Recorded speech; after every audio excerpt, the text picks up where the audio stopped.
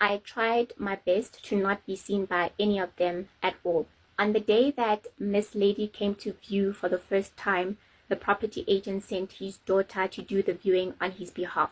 Unfortunately, Miss Lady and the man she was with saw me, but I still wanted to get out of the way and let the property agent do their thing, or in this case, the property agent's daughter. Please take note of that. So as Miss Lady was coming in, I actually had to open the gate for her. As she was coming in, I started walking out of the complex. I decided to go on a little walk while they viewed the place. She stopped me as I was walking out of the complex and very condescendingly asked me to open the gate for the man that had come with her, but in another car. At that point, I didn't even know who she was. I don't follow the entertainment or the celebrity scene in this country. Certain things don't interest me. I know about the basics, but to me, she just seemed like an arrogant slave queen. And to be honest, I really didn't care. My thought was, as long as they pay rent every month, I am good. Be rude all you want, lady. The property agent will have to deal with that, not me. So I was like, okay. After that viewing, they requested to view the property again a second time. And that time I was not there. I was at work. After that, the property agent, sent me all the results of the credit scoring and basically all the information that is required when you apply for a lease. And he asked me if it would be okay for him to go ahead and basically allow her to lease the place. And that's when I found out who she was. So the checks were not looking so good, and I won't specify which check, since she has been so bold in saying certain things that I will reveal towards the end of this video, as if her own backyard is clean. But let's not go there. I won't reveal her personal information like that. But there were certain things about the information that I got that had me doubting whether or not to go ahead with her as a tenant. Then I had a look at her other documents, and I saw that she was working or employed in the entertainment industry, and I thought, let me do a bit of background check for myself. So I googled her government name. So everything was in her government name.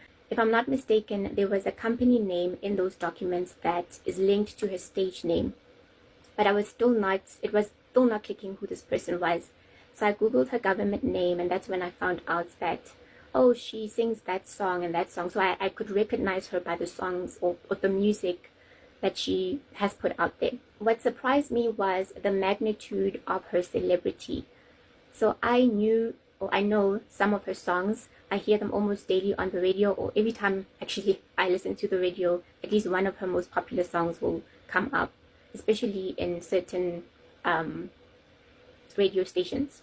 It made no sense why a person with that magnitude of celebrity would want to stay in a place like that. And don't get me wrong, I love my humble abode. I'm even proud of it. That's my baby.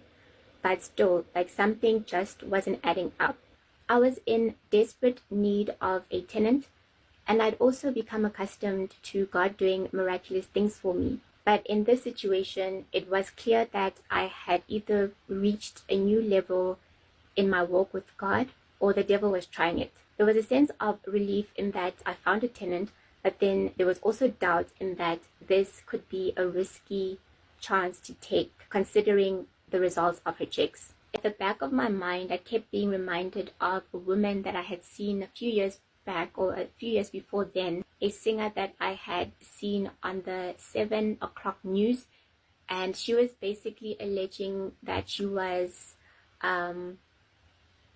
assaulted or sexually assaulted. I'm not sure if I can use those words. I know some people are touchy about that, but the R word, by a fellow musician or fellow male musician in this country. I didn't know who that woman was at that time. I couldn't even remember her name.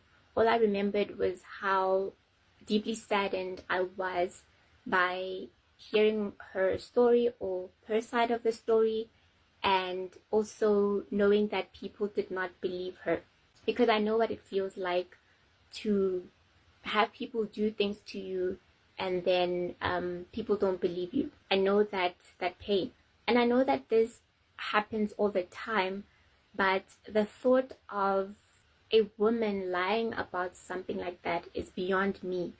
Not only that, but the thought of her going to such great lengths to lie about something like that.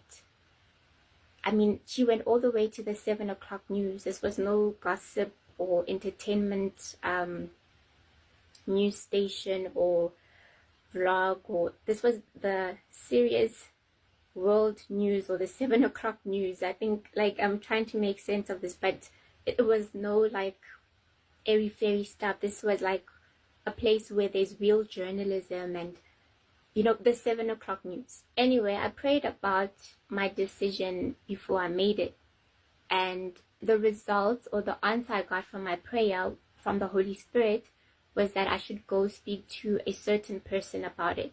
So I went and I spoke to this person, and they basically had nothing good to say about this lady or the situation. Then something happened that led me to asking about the whole 7 o'clock news thing that was still at the back of my mind.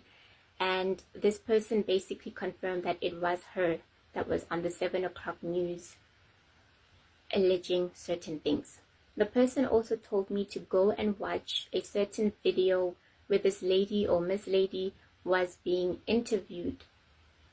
And I tried to go and watch that video, but for some reason I was experiencing like technical difficulties watching it, and it wasn't like a normal buffering, or like it was like I could see that like something is up here. Then the Holy Spirit said, don't watch the video. So it was by God's design that I couldn't watch that video. And the Holy Spirit also said, don't watch any other video concerning this person, this Miss Lady person, and any video regarding what happened or what didn't happen concerning the incidents that was at the back of my mind. So I say, okay, for me, I already had my confirmation because I'm a sucker for a victim. Like, I have a heart, and I'm also not ashamed of that. So I decided that I was definitely going to help this poor lady. When I got the lease contract from the property agent, I made sure to go back to the same person that I had spoken to about the situation to be the one that signs as a witness, because my main concern was. Hello Mzansi, welcome to Mgosas Mzansi. If today is your first time visiting this channel, please do the right thing and click the subscribe button, and also don't forget to smash the like button. Now September, my dear, we just arrived on us. So this lady is exposing Lady Zamar. Noma ingabe useswe bantu shemagazanga likhuluma igama lemuntu ngoba siyaqoqa ukuthi ligama lemuntu enkomo, but sihlanganisile 1+1 sasho ukuthi hayi mani lo sesi ukhuluma ngaLady Zamar. So uyasho nje ukuthi uLady Zamar wanted to be her tenant, but ngazuthi sesiwethu nje besikafuna kutshontsha likhaya laloma kalende, ngazuthi lakhe kasana. So siyazi ukuthi abantu abaningi abamthandisisi kuLady Zamar njengoba wasola sijava or wakwa-accuse sijava ngokuthi wamnyukubeta ngokwemaqansi. Loko nto abantu abaningi babona ngazuthi yamsukela kusijava njengoba sijava naye bese bahlukene. So abantu abaningi bathe bona nje bakholwa sijava because sijava washo ukuthi cha kazange akwendele. Kubantu abaningi they were siding with usijava. Nanyalo noma postindo lapha ku-TikTok, people are always saying ukuthi asikakhohlwa ngaloku wakwenda kusijava, still wena sisakwatele. Please do comment what you think below down in the comment section. Qabanga na ngaLady Zamar. Mina nawusiyobona nakulenye le video. I'm signing out, so goodbye.